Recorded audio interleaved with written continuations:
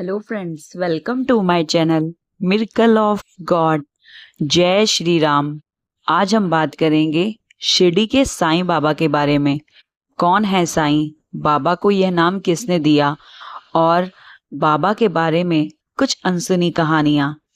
शिरडी के साईं बाबा के बारे में जानने के लिए मेरी इस वीडियो को एंड तक जरूर देखिएगा। पसंद आए तो लाइक जरूर कीजिएगा। कमेंट में जय श्री राम लिखना ना भूलिएगा। और मेरे चैनल को अभी तक सब्सक्राइब नहीं किया है तो प्लीज कर लीजिएगा, ताकि भगवान से जुड़ी, देवी देवताओं से जुड़ी सच्ची कहानियां मैं आपके लिए लाती रहूं। नीम करौरी महाराज जी जैसे संत जब इस दुनिया में मनुष्य का उद्धार करने आते हैं, तब मनुष्य उन पर विश्वास करता है और जान लेता है कि साक्षात वह हनुमान जी हैं। नीम करौरी महाराज जी पर विश्वास करने वालों ने जाना कि वह साक्षात हनुमान जी के रूप हैं। उसी प्रकार शिरडी गांव में एक संत आते हैं जो भिक्षा मांगते हैं। जब उन्हें भिक्षा दी जाती है तब वह हर घर से भिक्षा मांगते हैं। तब उनके भक्तों को उनके भगवान होने का एहसास होता है।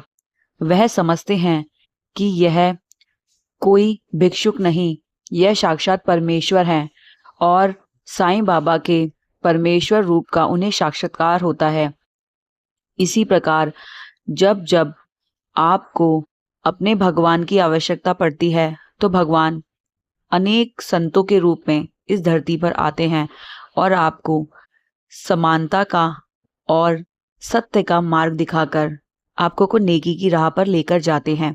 उसी प्रकार शिरडी के साईं बाबा जब शिरडी गांव में पहली बार आए चांद पाटिल के साथ, चांद पाटिल जिसके भतीजे की बारात शिरडी गांव में आई थी, बाबा के कुछ चमत्कार देखने के बाद वह बाबा को अपने साथ चलने के लिए कहता है बाबा, आप कोई साधारण भिक्षुक नहीं हैं, आप तो साक्षात परमेश्वर हैं।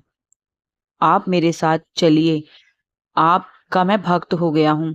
और वह अपने साथ बाबा को शिरडी गांव में पहली बार लेकर आता है। बाबा पहले भी शिरडी गांव में आए थे। साईं बाबा ने शिरडी गांव में किशोर अवस्था में प्रकट हुए थे। नीम के पेड़ के नीचे उन्होंने तपस्या की थी। आज भी वह नीम का पेड़ है और वहां पर नीम के पत्ते मीठे हैं। यह चमत्कार ही तो है कि नीम के पत्ते मीठे होते हैं। ऐसा होता है क्या? पर शिरडी गांव में ऐसा है, जहां पर बाबा ने किशोर अवस्था में तपस्या की थी और फिर बाबा गायब हो गए, अदृश्य हो गए, और उनके जो भक्त थे उनको ढूंढते रहते थे। जब बाबा चांद पाटिल के साथ शिरडी गांव में आते हैं बराती बनकर, तब बाबा मंदिर के द्वार के पास खड़े होते हैं। महालसा पति जी कहते हैं, आओ साईं। बाबा को आओ साईं कहकर पुकारते हैं महालसा पति, जो शिरडी गांव के मंदिर के पुजारी हैं। अब हम यह जान सकते हैं कि महालसा पति जी ने ही साईं बाबा को साईं नाम से संबोधित किया, साईं नाम दिया। तब से बाबा को साईं बाबा कहा जाने लगा। बाबा का बस एक ही मंत्र था, सबका मालिक एक, सब एक हैं, सब ईश्वर के बालक हैं, सब एक ही शक्ति के देन है। इसलिए आप सबको समान समझो, सबका आदर करो और दूसरों से घृणा ना करो, क्योंकि माँ तो माँ होती है, उसी प्रकार ईश्वर हमारी माँ है जो एक ही है। इस पर पूरा विश्वास रखो, श्रद्धा रखो, सबूरी रखो।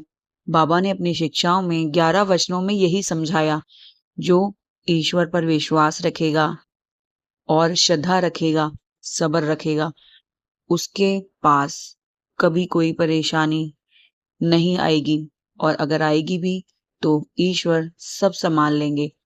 इसी प्रकार बाबा को दूर दूर से देखने के लिए, उनको प्रणाम करने के लिए लोग आते थे।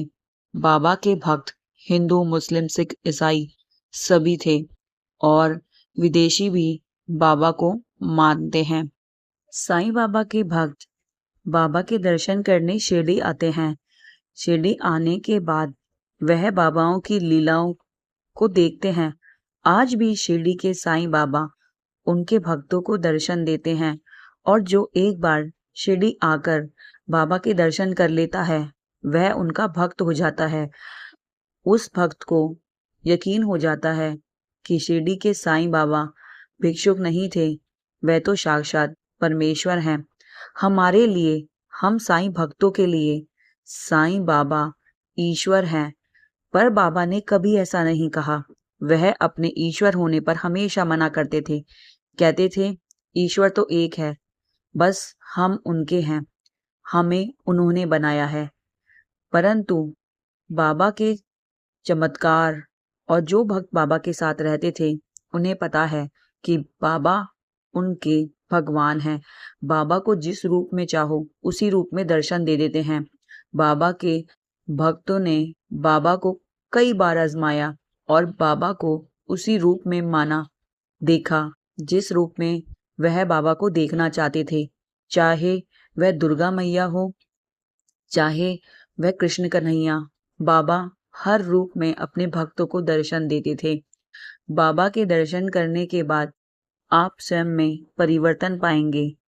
इस प्रकार भारत में कई महान संतों ने जन्म लिया और वह संत साक्षात परमेश्वर के अवतार हैं, या ये कहिए उनके भक्तों के लिए साक्षात भगवान हैं।